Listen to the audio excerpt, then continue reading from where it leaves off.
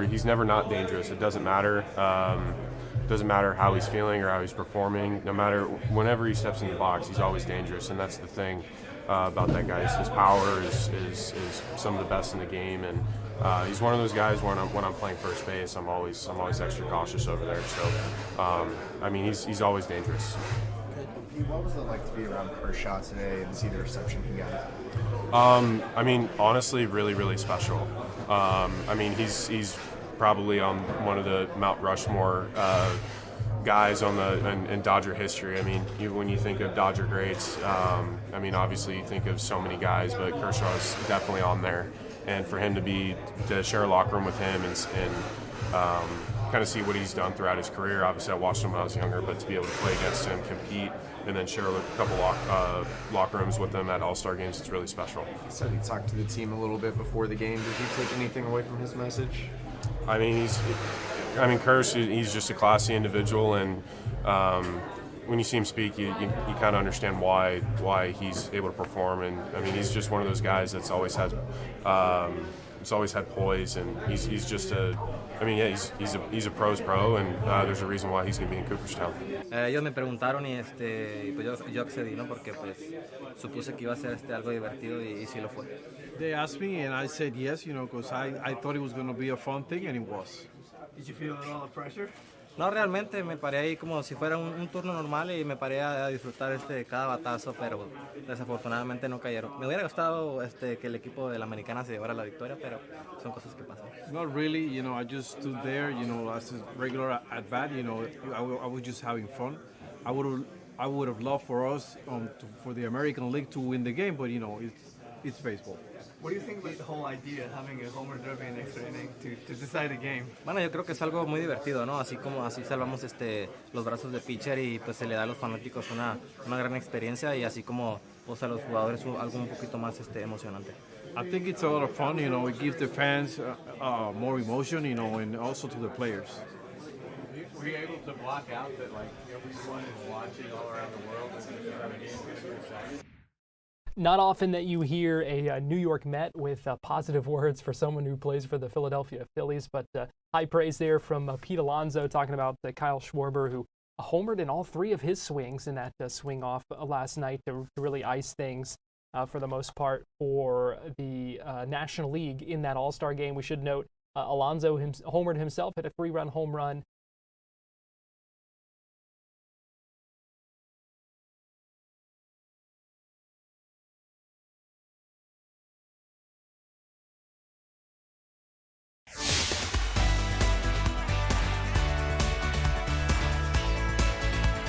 Florida Live starts now. Well, good afternoon to you and welcome into Florida Live. I'm Garrett Weimer, and thanks for joining us on this Wednesday afternoon live on Fox Local and on YouTube. I want to let you know some of what you can expect over our next hour.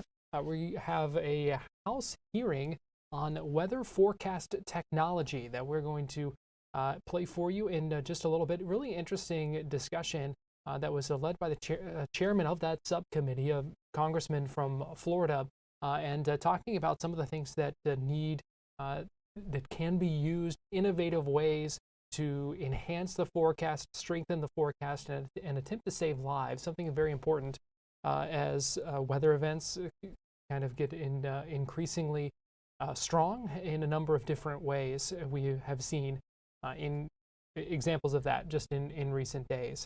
In our Tampa connection, we are going to hear about several kids arrested for setting a yacht on fire. Also, Governor Ron DeSantis appointing a new CFO. We'll get more on that in just a minute. I also want to mention one other thing here, and that's that at 2:30, we do expect an update from several Florida urban search and rescue task forces, a couple of crews of search crews that have been in Texas aiding with recovery efforts there. We do expect to hear from them coming up at the bottom of the hour. But we do begin this afternoon with the latest where Governor Ron DeSantis in Tampa this morning announcing his new pick for Chief Financial Officer. It was a position that was vacated when Jimmy Patronis stepped down to run for Congress. He ran for Congress in Congressional District 1. That was Matt Gaetz's seat. he stepped down to be nominated for Attorney General. That was withdrawn, but that left open a CFO seat in the Florida cabinet, and that has now been filled by State Senator Blaise Ingoglia, who today vowed to be a conservative pit bull and a fiscal watchdog. Talked about some of his plans for office, including auditing local governments, keeping a close eye on spending. Now, this is an interesting pick as well for a number of reasons, and one of them being that there had been a lot of rumblings that there was a little bit of pressure on the governor to pick Senator Joe Gruters, another Republican state senator, for this role, who is a close ally of President Trump, but ending up going with State Senator Blaise Ingoglia. And in the question and answer of that news conference earlier today, DeSantis was asked why Ingoglia over Gruters. You're going to hear that answer after we hear as Blaise Ingoglia outlines his plans for taking over the office of CFO. So a couple of years ago, I had a conversation with the governor. I said, think about running for a higher office. And he immediately said, CFO, right? Because he knows, the governor knows how much I care about spending. He knows how much I care about spending less and having better outcomes. And sometimes that is just the opposite of what government does. But that's never stopped me. I've had a history of calling out wasteful spending, whether it was Democrats or Republicans, because I truly believe that government is accountable to the people, and our job is to make sure that we deliver that promise.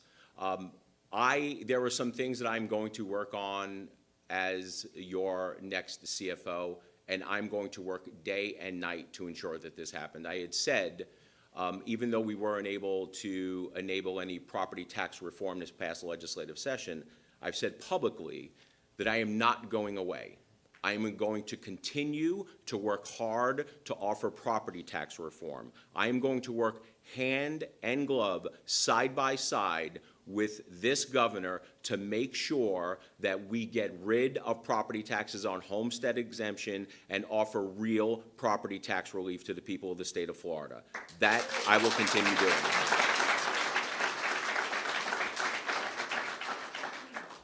Part of that also is making sure that we are cutting away and eliminating wasteful spending at the local level.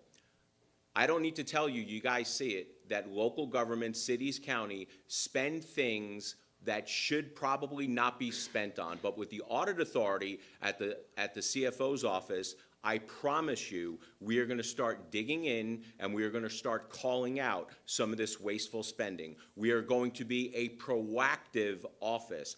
People call me a conservative pit bull in the Senate. I'm going to be the conservative pit bull when it comes to spending as your next CFO. That I will promise you. First responders. I have always stood up for our first responders. I've always been there with law enforcement, working with the governor to make sure that we're bringing bonuses and we are recruiting the best from other states that want to escape high tax, high regulatory states and relocate to the state of Florida.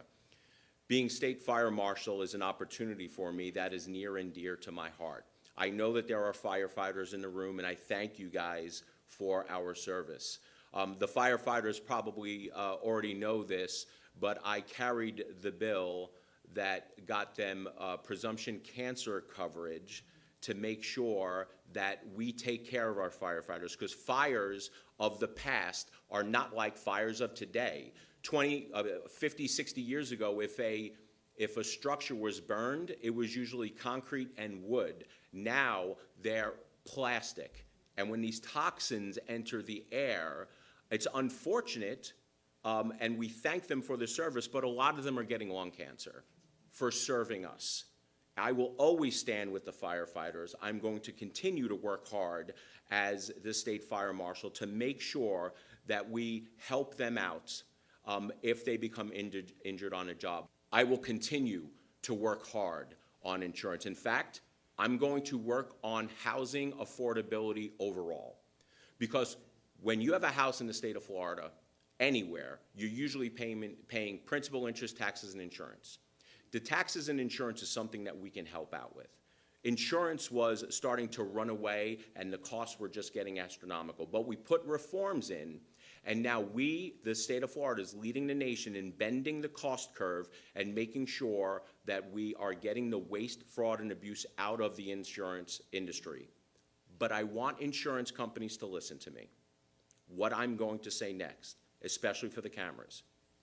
If an insurance company does not do what they say they're going to do and contractually obligated to do, I am going to call you out. I am going to make sure that people know that the CFO will stand with people against unscrupulous insurance companies who are not doing what they are supposed to be doing.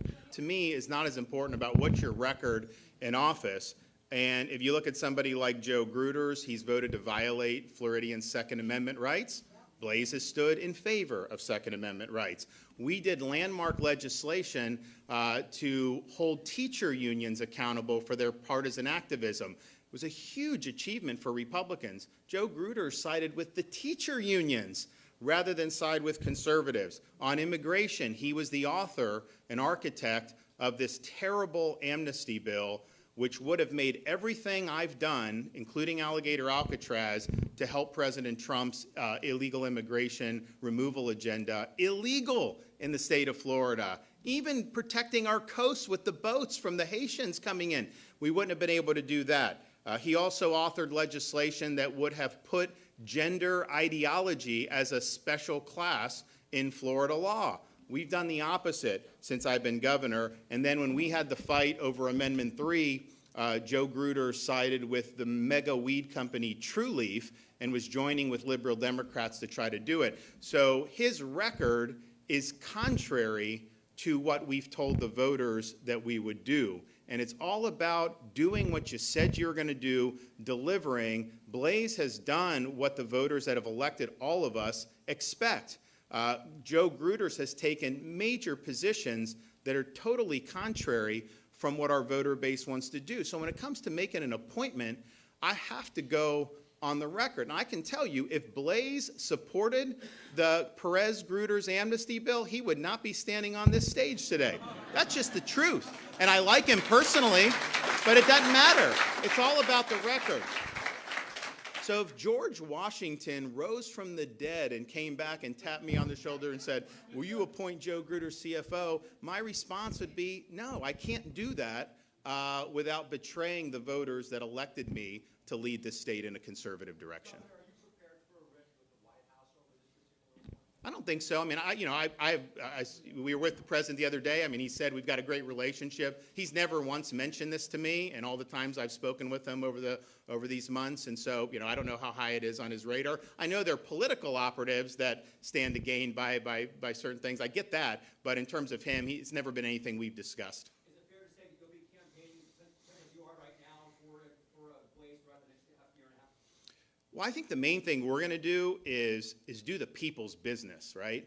Like, there's no need to campaign for a year and a half. I mean, honestly, it's like, are you focusing on that, or are you focusing on substance? And so he's going to come in, I think, with a head of steam, and you're going to see him doing things in office, not promising, not doing platitudes, but actually doing the job in office. That, to me, is what it's all about. I think, whether you're campaigning here, campaigning there. So he'll be a good partner with us, and I think he's going to produce really big results. More to come on Florida Live, so keep it right here on Fox Local and on YouTube.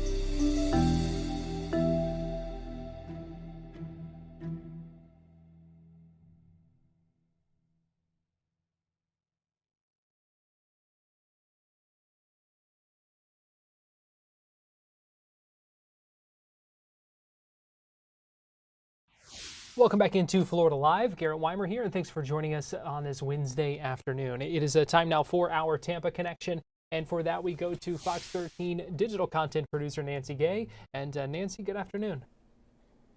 Good afternoon, Garrett. Today we're going to start in Bradenton, where 3 juveniles have been arrested. They are accused of setting a yacht on fire on Monday afternoon by using a flare gun. Now, as I mentioned on Monday, the 45-foot yacht burst into flames around 1:30 at the Twin Dolphin Marina, and it closed a portion of Bradenton's Riverwalk. Now, 2 911 callers said they saw 3 juveniles fire a flare gun from the Green Bridge moments before the fire erupted. Police say a CCTV video from the Bradenton Riverwalk also showed the juveniles with flare guns shortly before the fire started. Now, these juveniles are 11, 12, and 14 years old. The 14-year-old is being charged with first-degree arson, possession of a firearm in the commission of a felony, possession of a firearm by a minor under the age of 18, as well as discharging a firearm in public or on a residential property. The other 2 juveniles are each charged with possession of a firearm by a minor, as well as discharging a firearm in public or on residential property. Now, thankfully, nobody was injured. Firefighters, they were able to put out that yacht fire quickly, but that boat did sustain significant damage. Garrett? Yeah, you see that billowing black smoke, and that yacht, I'm sure, was not cheap. So a lot of damage. Yes, definitely a lot of damage. And some of the people we talked to who were in the area on Monday afternoon, as well as when we learned that these juveniles had been arrested, they were all questioning, first of all, where did an 11-year-old get a flare gun from? And they were also questioning where their parents were and why they weren't being supervised. Yeah, a lot of good questions there in that situation. Nancy, also learning more today about Operation Sarasota Surge. Yes, that's right. This operation began last August, and it led to the arrests of nearly 40 people. And also, Sarasota police seized dozens of guns, some of which were illegal, as well as pounds of illegal drugs during this operation. Now, the Sarasota police chief made this announcement this morning during a press conference. Operation Sarasota Surge 3 stands for Sarasota Unified Reduction Gun Crime Enforcement. As I mentioned, this began in August of 2024, and it was created to aggressively combat violent crime, particularly gun-related offenses, as well as to reduce the presence of illegal weapons and drugs within the city of Sarasota. Now, over the course of 9 months, Sarasota Police Chief Rex Troche said undercover detectives worked with confidential informants, and they conducted nearly 100 pre-planned operations. Law enforcement officers recovered 43 guns. 15 of those guns had been stolen, and 10 were linked to shootings in the Sarasota, Tampa, and St. Petersburg areas. Now, some of those guns, according to the police chief, were actually recovered hours after being reported stolen. Now, in addition to those guns, the chief said they also seized 44 pounds of marijuana, 1.7 pounds of cocaine, more than 6.5 pounds of THC wax, 8.7 ounces of methamphetamine, as well as smaller but dangerous amounts of fentanyl, heroin, mushrooms, MDMA, and hundreds of illegal prescription pills. Now, 39 of 42 identified suspects have already been arrested, and law enforcement officers are working to locate those that are still at large. Garrett? Wow, quite an operation there. A lot of work that went into that. Yes, definitely a lot of work. And another thing that the police chief did highlight during this press conference is the Sarasota Police Department's partnership with federal agencies as well as the state attorney's office. And finally, Nancy, this is a saying goodbye to a legend. Yes, that's right. One of the women who played professional baseball for the Rockford Peaches has passed away. Sue Parsons Zappe lived in Englewood, and we're being told that she passed away on Monday evening. Zappe, who was born and raised in Massachusetts, played professional baseball after high school for the Rockford Peaches, which was part of the All-American Girls Professional Baseball League. Now, in an interview she did with Fox 13 almost 10 years ago, she told us that she was determined to play baseball, even though her mother, as well as other members of her family, told her it was unladylike. Of course, the Rockford Peaches was the focal point of the 1992 Penny Marshall movie, A League of Their Own. Zappe even made an appearance in that movie. She and all of the women who who are part of the All-American Girls Professional Baseball League, were inducted into the Baseball Hall of Fame in 1988, and she never gave up her love of sports. Now, in the 70s, she began playing tennis, and she actually earned national rankings in the 40-plus division. And for more than 50 years, she was involved in all aspects of tennis, from teaching to organizing leagues and tournaments. And her son actually ran a professional tennis club in Englewood. And most recently, Zapay established the American Girls Baseball Organization, or the AGB, which has been providing girls and women with an opportunity to play baseball. Garrett? Well, there's no crying in baseball, but today maybe there is just a little bit of crying in baseball, saying goodbye to a legend. But what a life lived.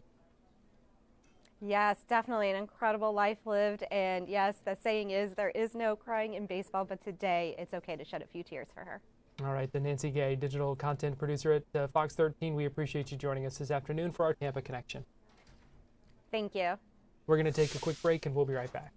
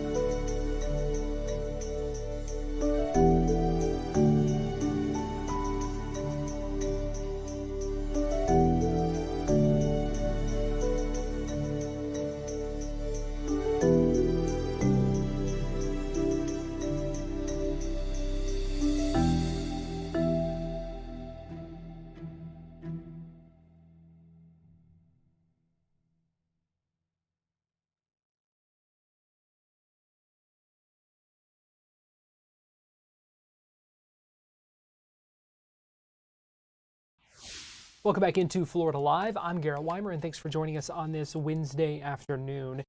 The House Environment Subcommittee held a hearing earlier today talking about technology and some innovative ways and some ways to use advancements in technology to improve and enhance weather forecasting. It's something that has been top of mind in the past couple of weeks because of the flooding in Texas.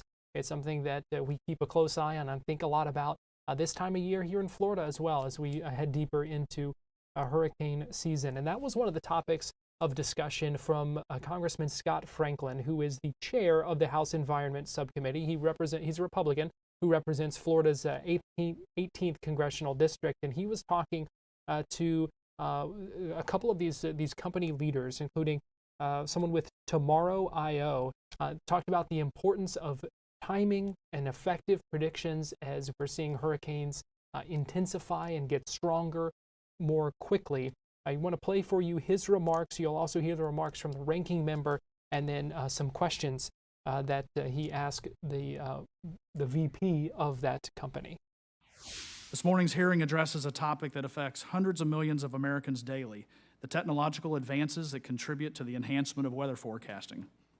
The recent floods in Texas and New Mexico, the tornado outbreaks in March and May, and of course the devastating wildfires in Southern California at the beginning of the year all highlight the need for higher quality weather forecasting. For years, NOAA's mission has been to protect lives and property. However, as the world modernizes, this responsibility no longer rests solely on their shoulders. A robust private sector that embraces and fosters various technologies and techniques is essential for our progress in all areas related to weather. Today, we'll hear from witnesses who utilize this raw weather data to inform the public about imminent storms, what the weather will be like in the days to come, and what conditions we can expect throughout an entire season. From my conversations with farmers back home in Florida, I know that seasonal weather predictions are vital to American agriculture. Without accurate forecasts in this sector, decisions about seasonal planting and harvest timing are less efficient, which reduces yields of crops that are the backbone of our economy. Floridians also recognize that accurate weather forecasts are crucial for their safety and well-being. Extended hurricane lead time combined with more accurate tracking and intensity predictions over the last decade has saved countless lives and businesses, largely in part to the work put in by NOAA's Hurricane Hunter aircraft based in Lakeland, Florida, my hometown. In 2024 alone, they flew 67 missions totaling over 520 flight hours. Representative Frost and I had an opportunity to fly into Hurricane Milton last hurricane season at the peak of its intensity. It was a strong Cat 4 at the time, one of the strongest storms on record, and that was a great example of how quickly these storms can intensify. In the new era of artificial intelligence, leveraging advanced modeling will enhance the accuracy and timeliness of our forecasts. This will give our nation a competitive advantage in industry development and resilience. Furthermore, it will help counter adversaries like China and Russia, who are already advancing their own AI programs that will ultimately undermine the security and economic prosperity of the United States. Climate change is accelerating extreme weather, and we must do more to prepare our communities. We need to confront a hard truth. The United States cannot lead in weather prediction, cannot harness innovation, and cannot protect lives and property without people. Meteorologists who issue forecasts and warnings, hydrologists who model flood risks, climate scientists who analyze long-term trends, data analysts and modelers who improve forecast accuracy, emergency managers who translate forecasts into action, dedicated public servants, many represented here today, who work around the clock, ensuring our communities are warned and protected in real time. These experts are the backbone of America's weather enterprise. But this administration, the Trump administration, is taking a sledgehammer to that backbone. On May 2nd, 5 former directors of the National Weather Service wrote to President Trump with a stark warning. Our worst nightmare is that forecast offices will be so understaffed that there will be needless loss of life. This administration has already haphazardly gutted 15% of the National Weather Service's workforce. These were career public servants, scientists and forecasters, people who devoted their lives to keeping Americans safe. Now the remaining staff are asked to do the impossible, operate at full capacity with reduced numbers in an above-average Atlantic hurricane season. It's unacceptable. We're flying blind into the eye of the storm, quite literally. As I mentioned previously, my home state of Florida is no stranger to hurricanes. We all know that. My hometown, as I said, has the Hurricane Hunters based at Lakeland Airport. Miami is the home of the National Hurricane Center.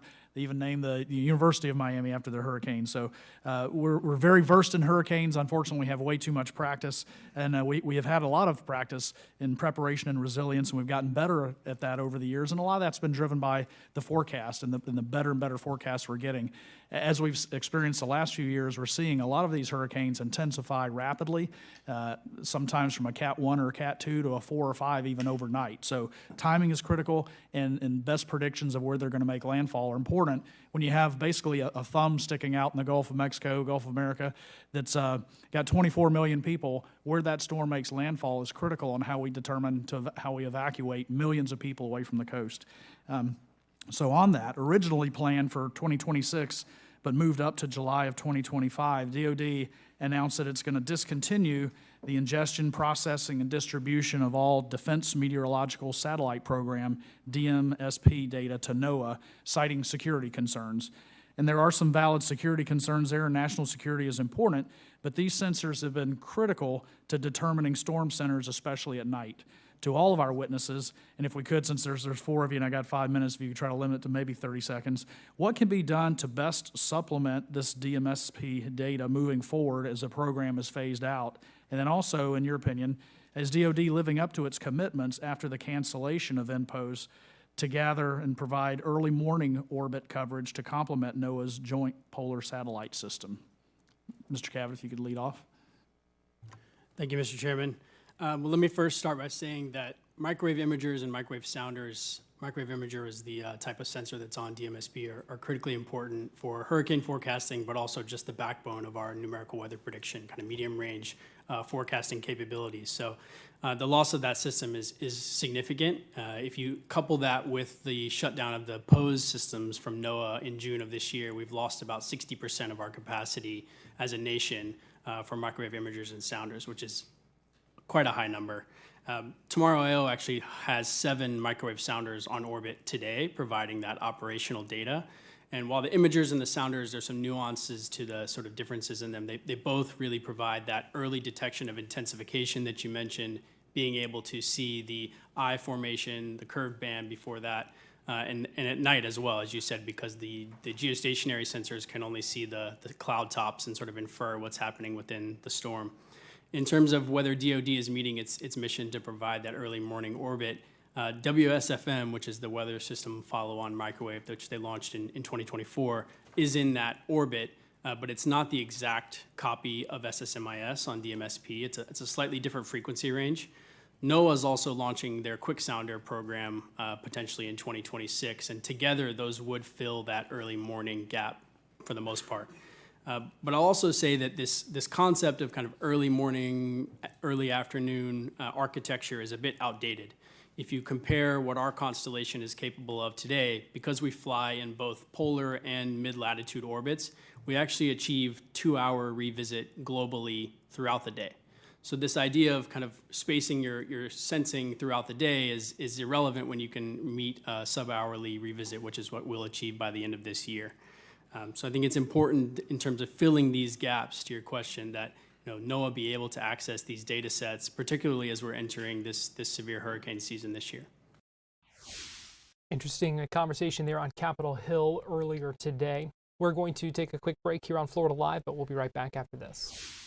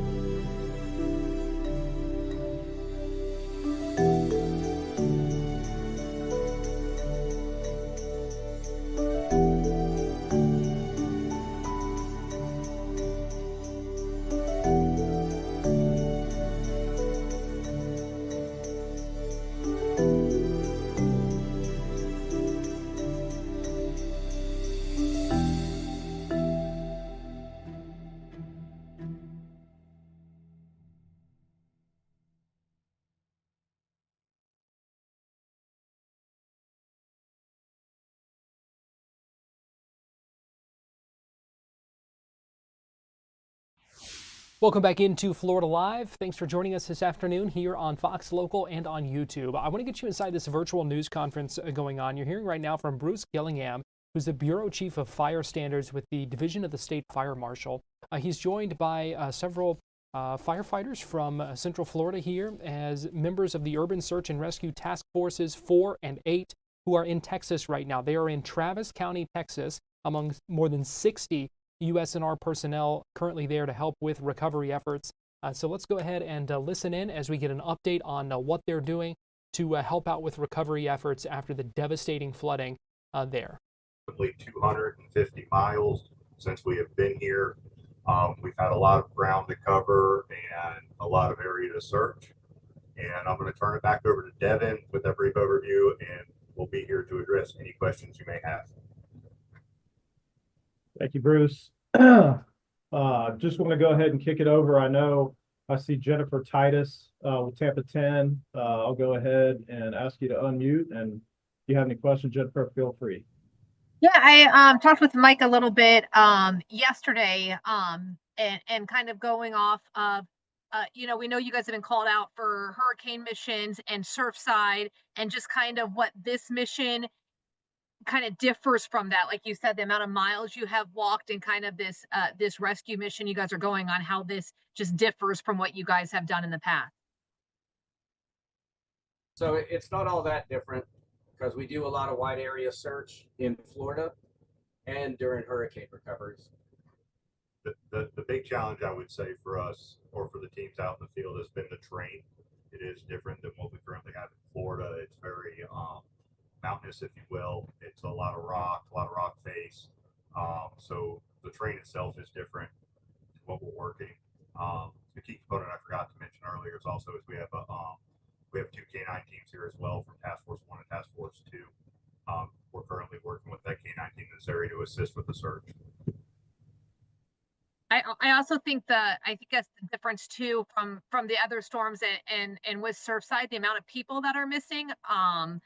Just going what you guys are doing in that process, searching for the numbers that are still out there. Currently conducting that wide area search down the river where we can see the water had crested and now has receded. With that being said, we put the teams out walking side by side over those areas for the 13 miles of Big Sandy, and now we're moving to Cow Creek to do the same thing. So as we move through there, we're doing a very detailed search looking for any victims. Thanks, Jennifer. I was going to open it up. Michael Orlando, WFT. Hello, can you hear me? Yes. Perfect. I wasn't sure. This is a new setup for me. I mainly wanted to ask, being so experienced with disasters, things like this, like Jennifer said, Surfside, all the hurricane recovery that you've helped with. When you started seeing the news come in, started seeing the video, seeing kind of the scope of everything that was happening in Texas, what was your guys' reaction? So the reaction is kind of familiar to us. So that is obviously understanding what Texas will be going to and what they'll be moving forward with. Obviously, Texas has come years and years to the aid of Florida, so I have the ability to repay the favor, as you will say, to come back to Texas when they need it. The last time a Florida team went into Texas was Hurricane Harvey for flooding, so very similar, and some of our team members were involved in that in 2017. So very similar pictures and images coming in, early stages of that. So as we started seeing that, I know a lot of the Florida teams started prepping mentally and obviously physically to see if that call would come, and it did. And when it arose, both task forces stood up and actually added additional personnel to meet that need. All right, anyone from West 2 News would like to unmute and ask a question?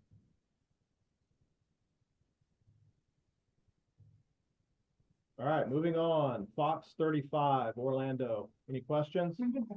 Yeah, how's it going? Adam Pressler from Fox 35 here. Wanted to know what the reaction is when you're talking to people in the community. How do they feel about, you coming so far to help them out? They're extremely appreciative. It's a great community out here. They welcomed us with open arms. Everybody has been super supportive of everything we've been doing.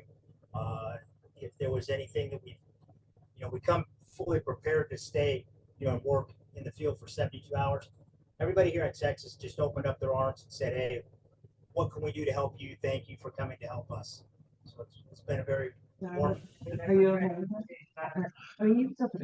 Next question for you is, was it it's got to be a tough decision to leave friends, family behind in Florida for a bit. How are you managing that on a personal level, and always continuing to answer that call to service? So everyone on this team is a volunteer. They sign up. Obviously, we are backed by our home department and agency, but this is a choice that all of us stand up and make. And even though most of us have been out multiple times, it's still a recurring thing to say, I'm gonna have to go and do this. And without the family support and the love from Florida, we wouldn't make this possible. So having that support system at home, whether it's your family members, your department, or even all of us in Central Florida, you guys saying what a good job we're doing at backing us makes it easier to spend these long hours doing what we got to do, because we know Texas is hurting. And again, we're trying to pay the favor back. We know we have the ability, the skills, and the experience, unfortunately, to do this job, and that's what we want to come out to. All right, we've got a question from West too. Their mic isn't working, but I'll just go ahead and ask it. They want to know how crews are managing the long hours and heat during this lengthy search. They're doing well with it. Where you have several stations along the work areas where they can stop and rehydrate and rehab and then get back out to work. And then we've also implemented a great rotation. We brought enough people with us here that we put crews in the field. We'll put a team out there, let them walk for a while, for the better part of the day. Those guys come in after they've been exhausted, and we'll rotate a fresh crew out the next day. We have had to rotate a couple crews in and out during the day as well, as people are getting tired. The terrain is very treacherous while we're here. Lots of big debris piles. We've got some 30 and 40-foot debris piles here that they have to climb over, rocks they have to climb over, and searching the debris piles and around and under the rocks. It's a very tedious task. So we're trying to keep them rested like that. All right, anyone from WKMG News 6 would like to unmute and ask a question?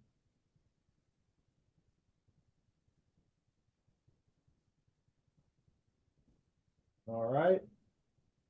Anyone else, any other press on the call would like to unmute and ask a question?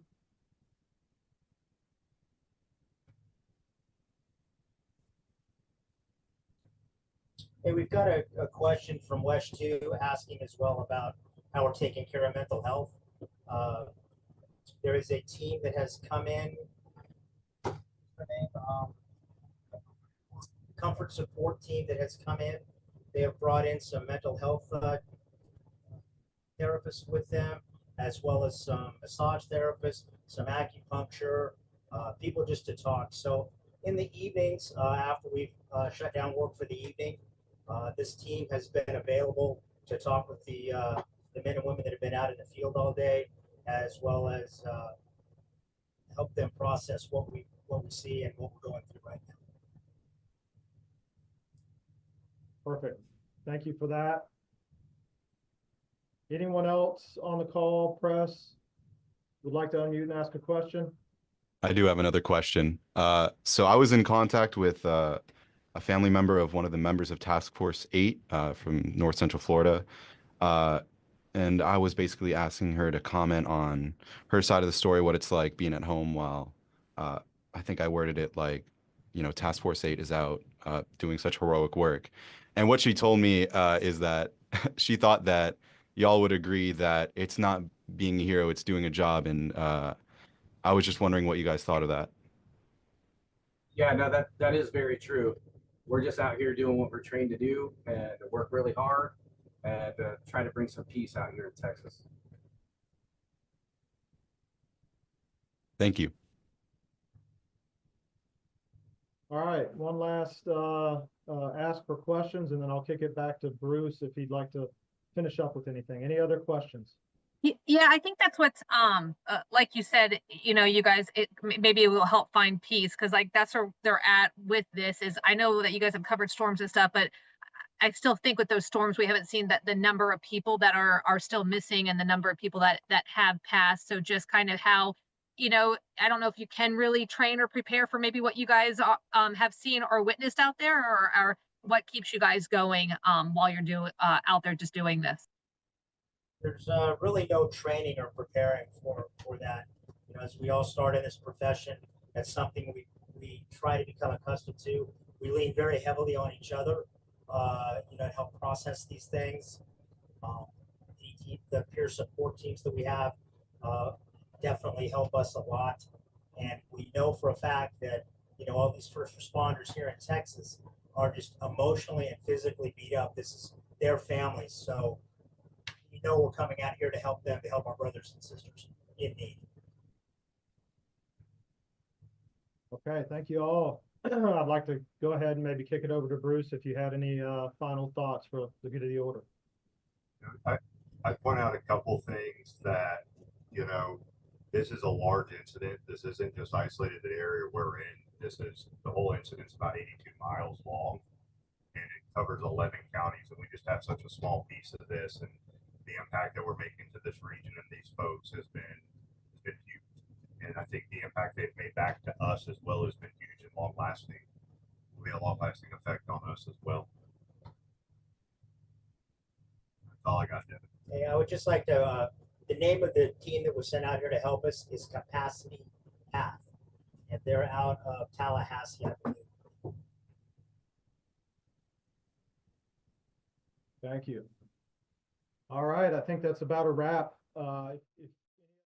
That news conference wrapping up there, as we heard from firefighters and rescue personnel, part of the Florida Urban Search and Rescue task forces that are still in Texas and are helping with the search and recovery efforts. That news conference, you saw the group. They are in Travis County, Texas, outside of Austin right now. More than 60 personnel from Florida Urban Search and Rescue teams on the ground in Texas helping with the recovery efforts. You heard them talk about the miles and miles that they have covered, the people they've come in contact with, saying the people there are certainly grateful for their help, and that talking about the impact that this will have on them as well, responding to that devastation there in Texas. We're going to take a break here on Florida Live, but we'll be right back after this.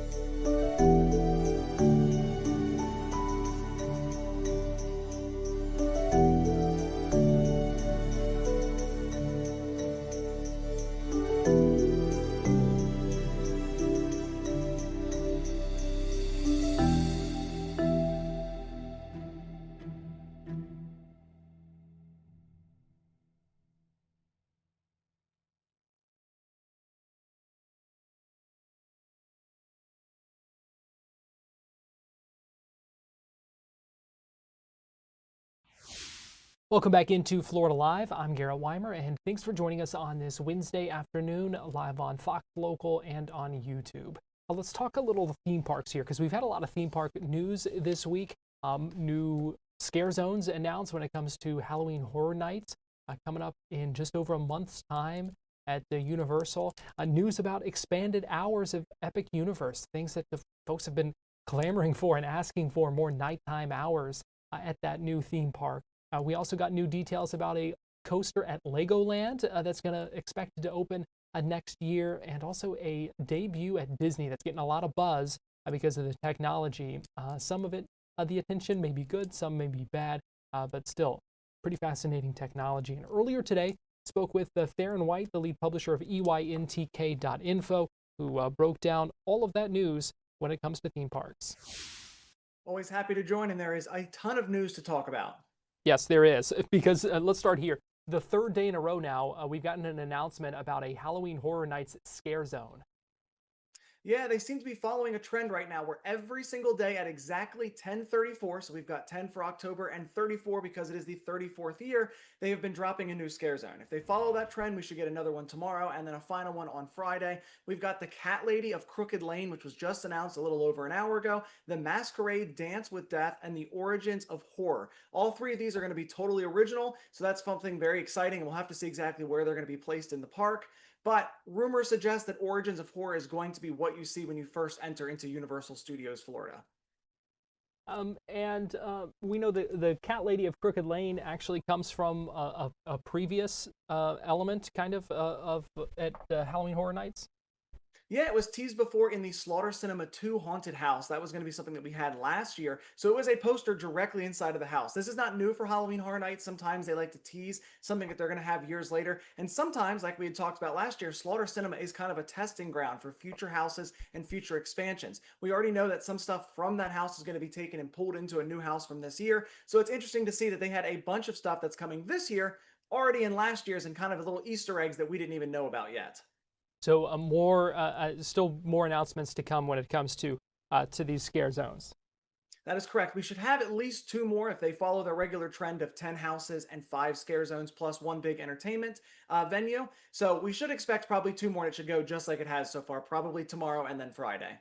All right, now let's talk a little bit. Let's stay with Universal here and give you a live look at Epic Universe, where we also learned this week that Epic Universe is extending its park hours, Theron. That is correct. They were closing at 9 o'clock, and they were doing kind of a soft closing until 10. So if you had hung around the park, some of the rides wouldn't technically close the line right at 9 o'clock, and they would allow you to stay till 10. That was happening a lot at Stardust Racers. But now it is official. The park is going to be closing at 10 p.m., which is going to give you an extra hour there in the dark to really enjoy the park. It's such an amazing place at night, so I'm happy to be able to hear that, and I'm glad that they're keeping those hours open. As of right now, those hours only extend out until August 18th, so we'll have to see if this is a temporary thing or if they're going to be pulling back the hours and they need maybe some of those employees at that park to go work at Halloween Horror Nights, which will start the week right after August 18th. We don't know yet, but as of right now, you can expect very soon for Epic Universe to stay open for an hour later. And that's one of the things that I think I had seen at least people kind of complaining about, the fact that the hours didn't go later into the night, especially for a park that looks as good as it does once the sun goes down. Yeah, this park is incredible at night. I would confidently say this is the most beautiful park I have ever visited at night. When you just look at all of their lands and all the things they can do, they've got the lagoon show and so many things you can enjoy. Plus, it's really hot in the middle of summer, so it is nice to be able to have some of those evening hours. So I do enjoy that they are going to be pushing it back, and I'm glad they're doing it. I think closing at 9 because the sun was setting right there, you couldn't necessarily enjoy the park as much as you maybe wanted to. I said earlier, I'd be happy if they want to open the park at 11 a.m. and just push the entirety of the park hours back. That's fine, but I'm glad to see that they're not opening up later. Instead, they're going to open up at their same time, and they're opening for an additional hour at night as well. Yeah, some extra time to enjoy there. That is certainly a good thing. Now let's talk about Legoland, because they have announced the theme for their space coaster. Yeah, we are going to be getting a Lego space-themed roller coaster, not only at Legoland, Florida, but also in Legoland, California. This is going to be a $90 million investment between the two parks. In fact, Legoland, Florida has not had a new coaster since 2011 when they took over that property. So that's something I'm really excited to see about. I mean, this is fully indoors. That's great. For if you're here in Florida, we get rain every single day here in summer. So having an indoor attraction like that is going to be something that's awesome. It's going to be, I'm sure, very, very themed. The Merlin Magic making team is working on that. And so we'll have to get a couple more details about what exactly we're going to see on the inside. But Legoland did say that along with this coaster, there's going to be an outdoor play area for kids. Of course, we can expect some merchandise and stuff like that as well. The Lego space-themed Lego sets were some of the first that ever came out when the company first started, and those have been loved by fans for the longest time. So I'm happy to see that we're kind of getting that classic set, and we're going to be bringing that here into the park with what should be a very, very fun ride. So your word of advice is if someone is interested in an annual pass at Legoland, now might be the time to do that. That is correct. So I reached out to Legoland and they didn't give an exact date about when this is going to open, but they do hope to be in the first half of 2026. So because of that, you might be able to line up a lot of stuff right now if you did buy a Legoland annual pass. So they have a bunch of different options. You can kind of pick which one you want, but the one that I specifically was looking at was going to be their $200 pass. This is going to include parking, so you don't have to pay for parking every single time you go, and it's going to allow you to go into the park for a multitude of days. They've got a $259 one if you want to be able to go into Sea Life and some of the stuff at Icon Park, but if you get one of these annual passes, we've got Brick or Treat coming up, which is such a fun event with a ton of entertainment. We've got some of their Christmas festivities. We've got New Year's Eve. We've got the stuff coming up in spring with Lego Ninjago and other offerings. And then they've got the stuff happening in summer right now. And you can kind of round out that annual pass by being able to go to this new roller coaster when it does open. So if that's been something you're thinking about, it might be a good opportunity to kind of check out their website and see the deals and what times work for you. All right, and finally, Theron, let's talk a little Disney here because a Disneyland debut is getting a lot of attention right now. Yes, the first time ever Walt Disney himself has become alive, in a sense, as an animatronic over at Disneyland Park. He is going there. It used to be the Great Moments with Abraham Lincoln, and it will still be that. They're going to be able to convert it. It's on a turntable, so the two shows can kind of switch back and forth. But once this officially debuts, it's been shown to the media and a couple influencers. We have Walt Disney as an animatronic. He was someone that was really pushing the forefront in his day and age for technology and storytelling and entertainment with tech.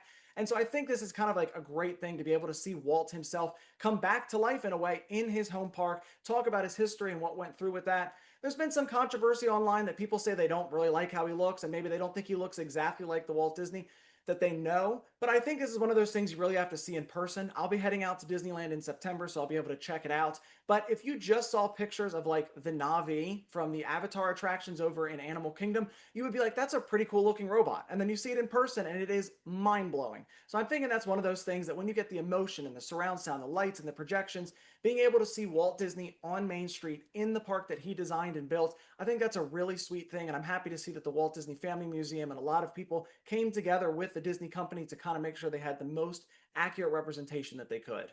Well, and impressive technology, regardless. Yes, absolutely. I think it's cool. It's the first animatronic that Disney's ever built where he actually is leaning back on his desk and he stands up to start to talk. That was something that Walt himself did a lot when he was on television or had interviews. He happened to lean on his desk. So I think it's cool that they added that detail. You know, I mean, that's not a small thing to have a robot lean back because, you know, it's not really leaning. They've got to use the support and all the stuff that's done in that. To have him lean and stand up is a really, really big deal. And I can't imagine how many hours went into trying to perfect that. Give you a live look right now at Truist Park in Atlanta. The afternoon after last night's All-Star game that you were able to watch last night on Fox 35 and on Fox 13.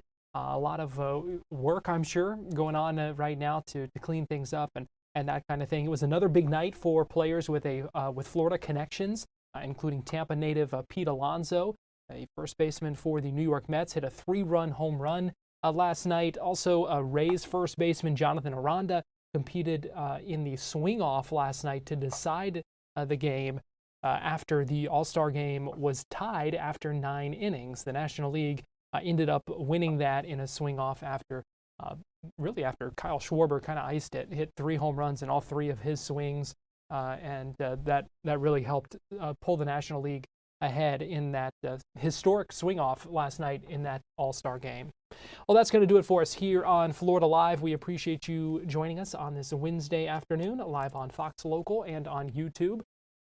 We are here weekdays, 2 o'clock, right here. And so we've got 2 more days of it this week, and we hope to see you join us tomorrow. As we wrap up our coverage this afternoon, I want to go ahead and give you a live look at Daytona Beach from our Hard Rock camera. Looking like a beautiful day out there. Saw a lot of rain in the area yesterday, some flooding issues as well in Volusia County and also in Brevard County as the tropical disturbance moved toward the Gulf. But a beautiful day out there, just hot and humid, and that is going to be the story over the rest of the week. So thanks for joining us. We will see you tomorrow. Have a great rest of your day.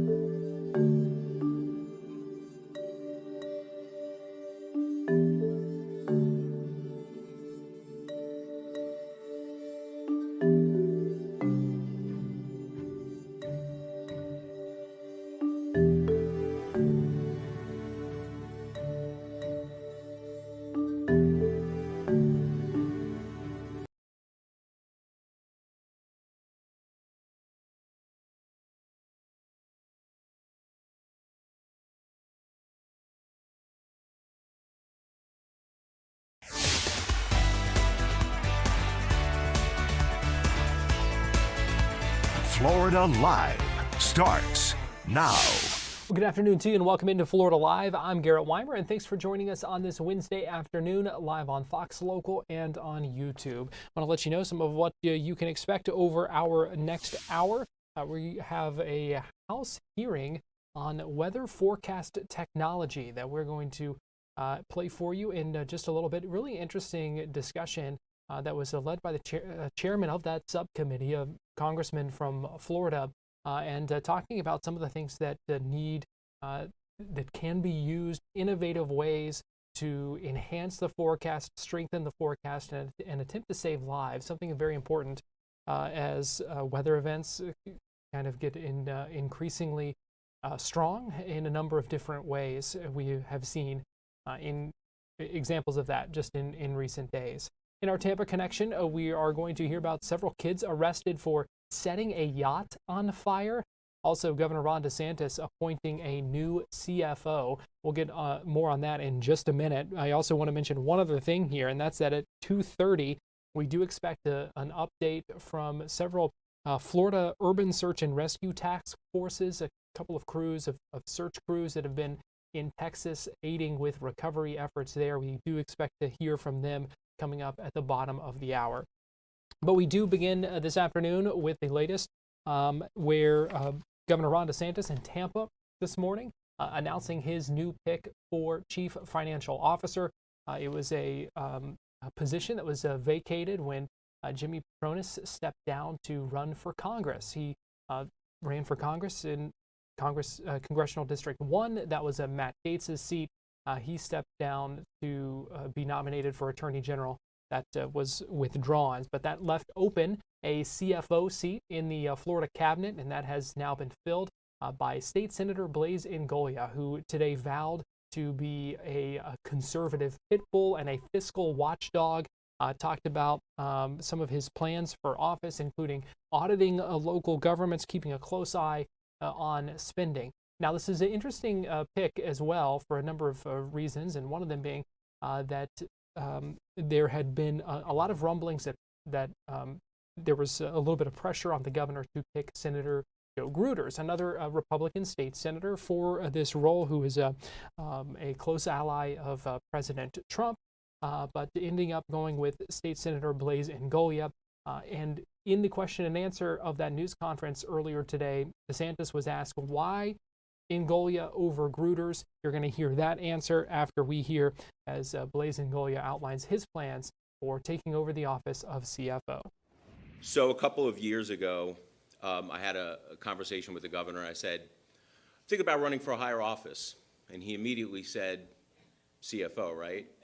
Because he knows, the governor knows how much I care about spending. He knows how much I care about spending less and having better outcomes. And sometimes that is just the opposite of what government does. But that's never stopped me.